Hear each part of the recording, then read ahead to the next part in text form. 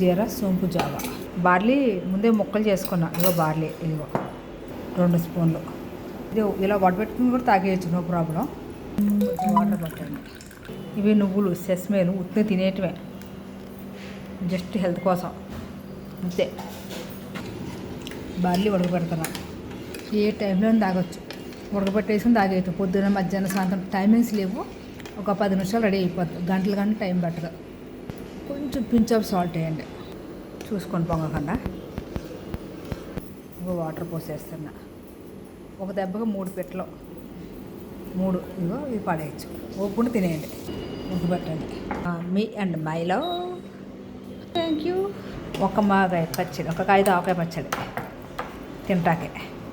Brown రైస్లో పసుపు పూసి వండుకొని తినగలం. బ్రౌన్ రైస్ తినలేకపోతున్నాం కదా, ఇలా వేసుకుని తినండి, బాగుంటుంది. Barley jam almost ready.